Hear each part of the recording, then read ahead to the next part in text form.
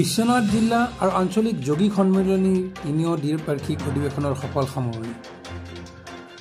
বিশ্বনাথ জিলা আৰু আঞ্চলিক যৌগিক সন্মিলনীৰ ৩য় দ্বিবাৰ্ষিক অধিৱেশনখন কালি সফল সামৰণি পৰে। জয়পুৰ পূবখেল নামঘৰত নিঞ্জৰা কাৰ্যসূচীৰে অনুষ্ঠিত হোৱা যৌগিক সন্মিলনীৰ পতাকা উত্তোলন শ্বহীদ তৰ্পণৰ পাছত অনুষ্ঠিত হয় প্ৰতিনিধি সভাৰ। অসম প্ৰাদেশিক যৌগিক সন্মিলনীৰ পৰ্যবেক্ষণত হোৱা প্ৰতিনিধি সভাত পূৰ্বৰ সমিতিখন ভংগৰ পাছতে নতুনকৈ গঠন কৰা হয়। বিশ্বনাথ জিলা যৌগিক সন্মিলনীৰ পূৰ্ণ পৰ্যায়ৰ সমিতিখন সভাপতি হিচাপে প্ৰফুল্ল নাথ আৰু সম্পাদকৰ পদত নিৰ্বাচিত হয় বালিংচাঙৰ প্ৰবীণ নাথে। এই প্ৰতিনিধি সভাত যৌগিক সন্মিলনীৰ আভ্যন্তৰীণ বিষয়ৰ লগতে সাংগঠনিক দিশৰ ওপৰত আলোচনা কৰা হয়।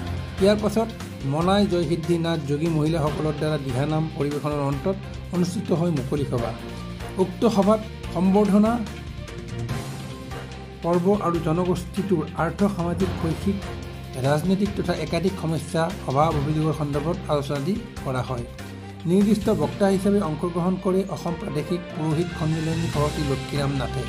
বিশিষ্ট লেখক তথা অৱসৰপ্ৰাপ্ত শিক্ষক ললিত নাথে নাথ যোগীৰ ঐতিহাসিক দিশ, ধৰ্মীয় দৰ্শনৰ লগতে নাথ যোগীৰ লগত সম্পৰ্কিত বিভিন্ন দিশসমূহ অৱলোকন কৰাৰ উপৰিও হঠযোগ অৰ্থাৎ নিজৰ দেহক সিদ্ধ অৱস্থালৈ ৰূপান্তৰিত কৰা এক তত্ত্বগধুৰ বক্তব্য আগবঢ়ায়। উক্ত গাম্ভীৰ্যপূৰ্ণ অনুষ্ঠানত অসম প্ৰাদেশিক যৌগিক সন্মিলনীৰ কেন্দ্ৰীয় বিষয়ববীয়াৰ লগতে আমন্ত্ৰিত বিশিষ্ট ব্যক্তিসকলে বক্তব্য ৰাখে। উপস্থিত থাকে জিলাখনৰ উপৰিও বিভিন্ন প্ৰান্তৰ পৰা অহা আই মাতৃ যুৱক যুৱতীসকলৰ উপৰি প্ৰায় ৩০০ শতাধিক লোক।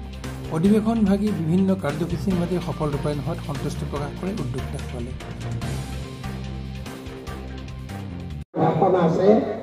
নিৰ্দিষ্ট বক্তা হিচাপে অতি দূৰ দূৰণিৰ পৰা লখিমপুৰৰ পৰা আহি আমাৰ মাজত ৰাতিপুৱাৰ অৱস্থা। আজি বিশ্বনাথ জিলা আৰু আঞ্চলিক যৌগিক সন্মিলনীৰ দ্বিতীয় দ্বিবাৰ্ষিক অধিৱেশন সম্পন্ন হৈছে।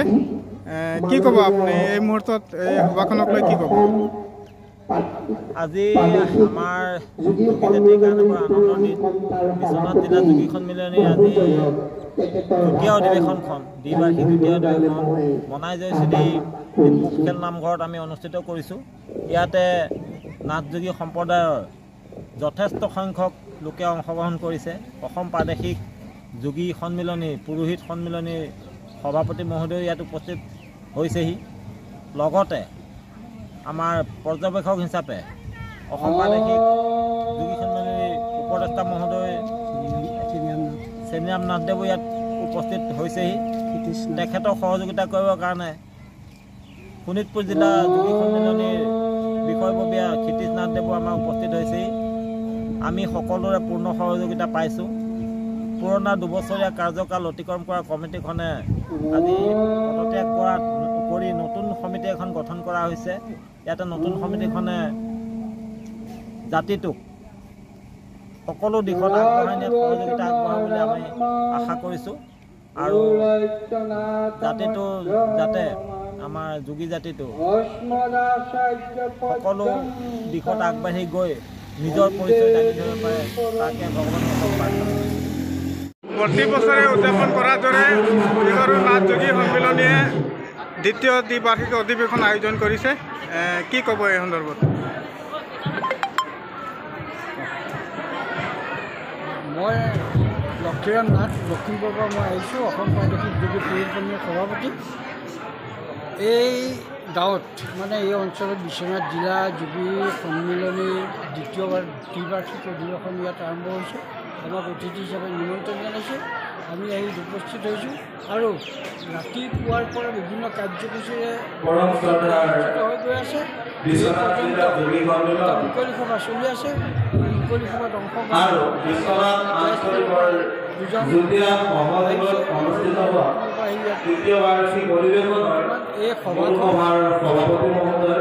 এই সভাখন ইয়াত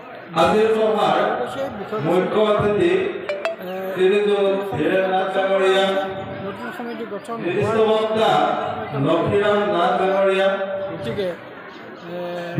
গতিকে আমাৰ দুআষাৰ আগবঢ়াব। কি ক'ব এই মুহূৰ্তত? কি ক'ব?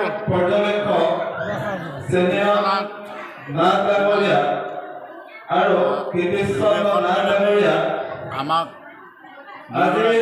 সন্মানীয় অতিথি পদ অলংকৃত কৰা সন্মানীয় কেন্দ্ৰীয় প্ৰেৰণ কৰিছে আহি বিভিন্ন ভাল লাগিল জাতিটোক একত্ৰিত আমাৰ বা আমাৰ আমি ৰাখিছোঁ ভৱিষ্যতৰ দিনত আগবঢ়াই নিয়াৰ ক্ষেত্ৰত সকলোৰে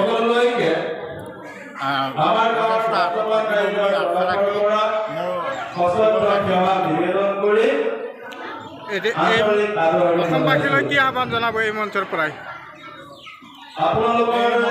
আমি আহ্বান জনাব বিচাৰিছোঁ যে জাতিটো সমগ্ৰ অসমৰ কামনা কৰিবৰ কাৰণে যিখিনি কৰণীয় কাম আছে আমাৰ কেন্দ্ৰীয় সমিতিখনৰ পৰা বিভিন্ন আছে বিভিন্ন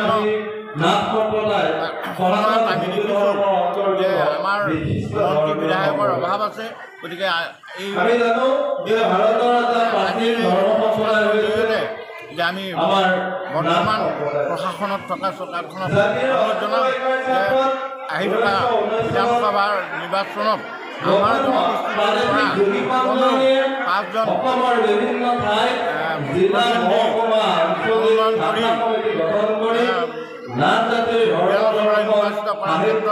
সহযোগিতা আগবঢ়াব বুলি আমি আশা ৰাখিম আৰু যদি এই কাম নকৰে পৰৱৰ্তী সময়ত আমি আন্দোলনৰ কাৰ্যসূচী ল'বলৈ আমি বাধ্য।